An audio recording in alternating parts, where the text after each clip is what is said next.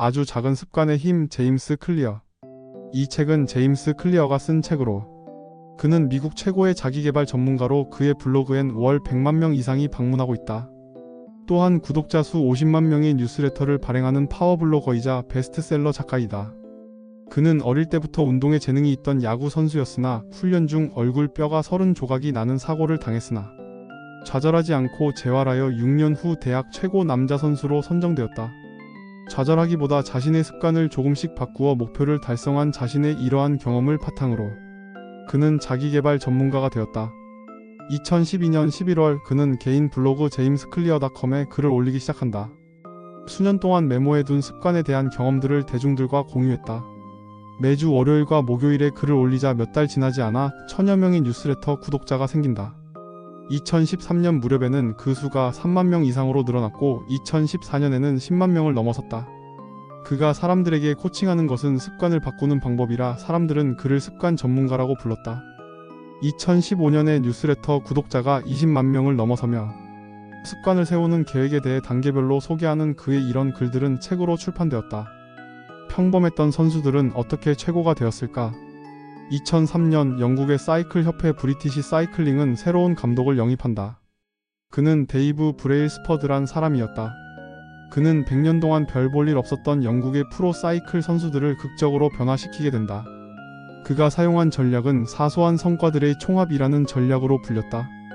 그는 선수들에게 당신이 사이클을 탈 때 할 수 있는 모든 일을 다 잘게 쪼개서 생각해보고 딱 1%만 개선해보라고 제안했다.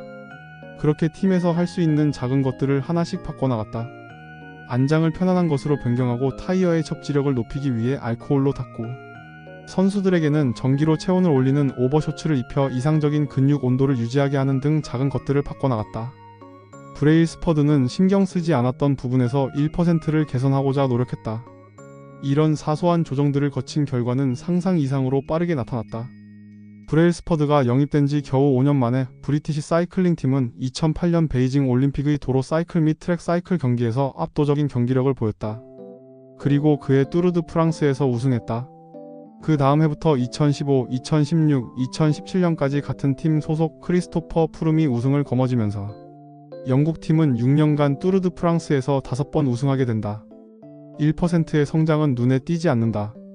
하지만 이는 무척이나 의미 있는 일이다. 장기적인 관점에서는 더욱 그렇다. 1년 동안 매일 1%씩 성장한다면 나중에는 처음 그 일을 했을 때보다 37배 더 나아져 있을 것이다. 습관은 복리로 작용한다. 장기적으로 볼 때는 큰 차이를 보이지만 그 순간에는 그리 중요하게 보이지 않는다. 그저 아주 작은 변화가 있을 뿐 그 결과는 당장 눈에 보이지 않는다. 정체성, 사람을 움직이는 가장 큰 비밀. 습관을 바꾸기 어려운 이유는 변화시키고자 하는 대상이 잘못되었기 때문이며 또한 변화의 방식이 잘못되었기 때문이다. 행동 변화는 3단계로 안쪽부터 정체성, 과정, 결과의 순서대로 쌓여있는 양파와 같다. 행동을 변화시키는 방법 3가지 중에서 가장 낮은 수준의 변화는 결과를 변화시키는 것이고 이것은 목표를 바꾸는 것과 관계가 있다. 그 다음이 과정을 변화시키는 것으로 새로운 운동을 해본다던가 작업 흐름을 개선하기 위해 정리하던가 하는 과정을 변경하는 것이다. 다음으로는 가장 안쪽에 자리 잡은 정체성을 변화시키는 것이다. 많은 사람이 결과에 초점을 맞춰 습관을 변화시키려고 한다. 그러나 이런 태도는 결과 중심의 습관을 형성한다. 우린 습관을 지속하기 위해서 정체성 중심의 습관을 세워야 한다. 즉, 금연을 지속하기 위해선 담배를 끊었다는 생각을 하는 것보다 나는 흡연자가 아니다 라고 생각하는 것이 습관을 더 지속하는 데 도움이 된다.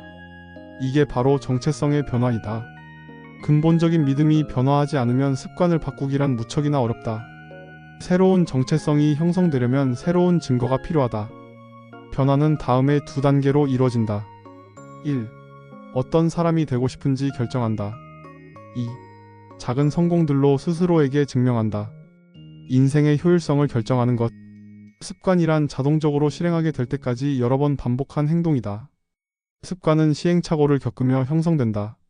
손다이크의 고양이 실험을 통해 알 수 있듯이 뇌는 아주 우연히 해결책을 발견한다.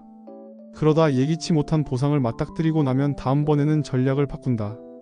뇌는 즉시 보상으로 이어지는 상황들을 기록해두기 시작한다. 반복적으로 발생하는 문제에 부딪히면 이제 뇌는 문제 해결 과정을 자동화하기 시작한다. 행동과학자 제이슨 레아는 습관은 우리를 둘러싼 환경에서 되풀이되는 문제의 안정적인 해결책일 뿐이다라고 했듯이 뇌는 습관이 만들어지면서 활동을 감소한다. 뇌는 시행착오 과정을 건너뛰고 규칙을 만들어낸다. 그리고 유사한 상황이 발생하면 인지적 각본들이 자동적으로 이어진다. 그래서 습관은 엄청나게 유용하다. 뭔가를 의식하는 과정은 뇌의 병목 현상을 일으키기 때문이다. 그런데 의식은 자기가 할 일을 무의식에 떠넘겨 자동으로 처리되도록 하는 걸 좋아한다. 이 때문에 습관 형성은 신중하게 일어난다. 아주 구체적으로 쪼개고 붙여라. 여러 연구와 실험에 의해 밝혀진 바에 의하면 새로운 습관을 언제 어디서 수행할지 구체적인 계획을 세운 사람들은 그것을 지키는 경향이 더욱 크다는 점이다. 그러므로 새로운 습관을 형성하고 실행하기 위해선 구체적으로 문장을 써두는 것이 좋다. 나는 언제 어디서 어떤 행동을 할 것이다. 습관 쌓기 이용하기. 이미 우리가 매일 하는 습관에 하나의 새로운 습관을 쌓아 올린 것을 습관 쌓기라고 하는데, 현재의 습관을 하고 나서 새로운 습관을 하는 것이다. 명상을 새로운 습관으로 만드는데 유용한 방법으로 매일 아침 커피 한 잔 내리고 나서 1분 동안 명상할 것이다와 같은 습관 쌓기를 실행해보라. 이 책에는 우리가 기존의 나쁜 습관을 없애기 위한 조언들과 새로운 습관을 어떻게 차곡차곡 만들고 유지해 나갈 수 있는지 여러 가지 개념들과 예시들을 들려준다. 현재 나쁜 습관을 고치지 못해서 방법을 찾는 사람이나 새로운 멋진 습관을 형성해서 미래를 바꾸고 싶은 사람들에게 한 번쯤 읽으면 도움이 될 책이다.